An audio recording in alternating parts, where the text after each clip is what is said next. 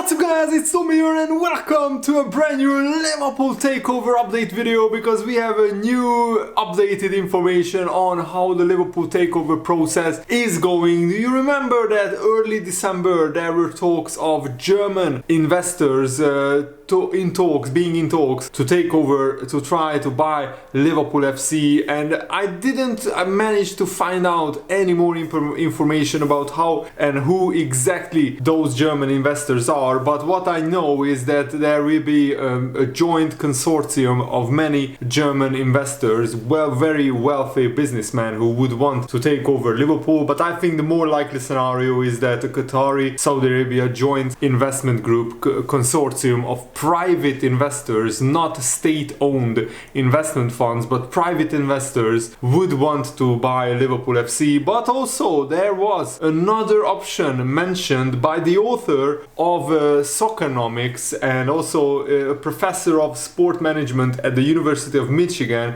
His name is Stefan Szymanski, and he suggested that a Liverpool takeover might come from the Far East of Asia, not only the Middle East. So who do you have left, he asks the hypothetical question, because you know already Qatar owns Paris Saint-Germain, Saudi Arabia owns Newcastle, and also there are other, of course, like Man City are owned by Abu Dhabi of the United Arab Emirates. And he asks, there is Bahrain, there is Kuwait, and there is Dubai. I don't think Dubai would ever put up for a takeover, so you are running out of those kind of buyers. I don't necessarily agree with this because Dubai International Capital tried to buy Liverpool in 2007 before the current owners FSG bought Liverpool, so there is certainly interest from Dubai to take over Liverpool, but we don't know how big that interest is. And the other option Szymanski mentions is someone in the Far East. Liverpool is such a big club and they have huge amount of fans in East Asia, and there are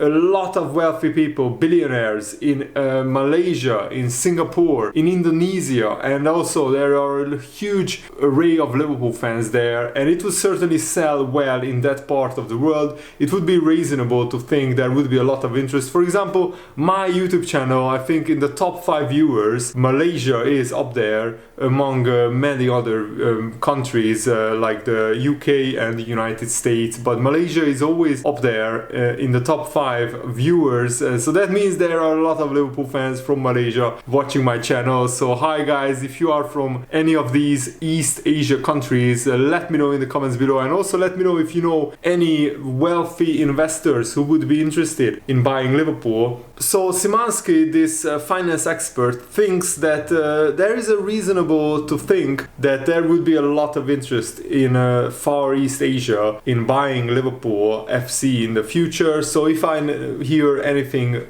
more concrete or anything else, then I will definitely let you guys know. And also an unnamed US investment executive told the Liverpool Echo this, and I think this is very interesting. We are going to get to a point in European football where US businessmen, unless someone from Silicon Valley takes an interest in football, which doesn't look likely right now, US businessmen will find it harder to compete at the top level. And I think this is why one of the main reasons why FSG are selling Liverpool FC. Valuations of football clubs are starting to plateau a little bit, and there comes a point where you can only try and affect so many things before you run out of avenues to explore. If the rate of return isn't all that great for investors, then it starts to become a less attractive proposition. And there has been a changing landscape in football. It's gone from millionaires owning football clubs to billionaires owning football clubs, from China to the USA, and now we see there is the move towards the Middle East. When those guys get involved and the return on investment becomes less of an issue, then you will see it happen a lot more, as there might not be the appetite from USA businessmen to get involved. Then there are other frontiers, emerging economies and the likes of India. Do they start to take a look at, as it will get to the point where only these like huge entities with near limitless wealth can afford to get involved and buy these huge football clubs like Liverpool and Manchester United? And also that view is shared by former Arsenal chairman chairman David Dean, a man who was one of the main architects of modern day Premier League, and Arsenal revolutionized the Premier League in the early years with Arsene Wenger and David Dean, the two men responsible for Arsenal dominating the Premier League in its early years. David Dean said, when I joined Arsenal, the people buying were local businessmen investing in their club, and then it changed. They became millionaires buying football clubs, and then that changed again, and it's now billionaires, and it will change again and become sovereign states. And that is a quite worrying predicament that the Premier League find itself in. Do they want really sovereign states competing for the Premier League title year after year? That's what it looks like at the moment, and that the Premier League is heading that way. If Newcastle keep buying big players for a lot of money, they will end up as rich as Man City, and they will end up with as big a team, as strong a team as Man City, and then that's the only thing that will matter in the Premier League, who can buy the most amount of big players with the most amount of money. I really hope not, but that's where the Premier League is heading right now at the moment. And let me know, how do you see this unfolding, and do you think Liverpool have to join the race? If you can't beat them, join them. Do you think we have to have huge wealthy investors, owners who can compete with the likes of Man City or Newcastle? Or do you think our current business model under FSG is unsustainable, and Liverpool, if they are not taken over by a huge investment group, then we won't be able to compete for the Premier League title in the next 5, 10, 15, 20 years? Some Liverpool fans already think like that. Let me know if you are among them or not in the comments below. I would love to hear your opinion, and I love reading your comments, so make sure to leave your thoughts in the comments below. And Stefan Szymanski also weighed in on this debate that if FSG are selling Liverpool right now, that's a significant signal to the market. It would signal to some that the party was over in some ways. We have seen a lot of investment into Europe, a lot of it from the US and through private equity. It strikes me that a lot of what happened here is part of it is pandemic related. The pandemic devastated European football's bottom line. According to UEFA, the total lost revenues were in the region of 5 billion euros. That's a huge hole that was created by the pandemic. And if you take a huge hole out of football clubs, they are basically bust. They were more or less bust going into COVID. That meant that there was an opportunity for the gap to be filled by capital from private equity. People have been coming in, buying assets on the cheap. On the other hand, private equity has been sitting on a boatload of money, because the people who profited from COVID were businesses that had huge handouts, and a lot of that money has gone into private equity. There is a natural marriage between capital and where the capital is short. The whole premise of private equity is to go in, hang around 5 years, and then get out and restructure the business, cut costs, refocus on your core activities, and then sell the business. The problem with that is the economic structure of European football doesn't really allow you to do that. What are you going to do to cut costs? Sign bad players or cheap players? In the 1990s, there were a lot of clubs that floated on the London Stock Exchange because Man United had been such a success. Investors thought, yay, football, this will be a huge success. It wasn't. Manchester United were exceptional and not typical. The typical thing is you spend it all on players, and this is what happened, and now nearly all those clubs are no longer on the stock exchange, on the stock market. What might happen is these private equity guys might go in and in 5 years time realize that there is really no money to be made in football, because even the biggest football clubs, they don't operate with a huge profit margin. They are either breaking even, sometimes making 50, 100 million pounds profit here and there, but they are not making profit year after year consistently. And what that says to me is that the source of this investment will disappear when that realization sinks in.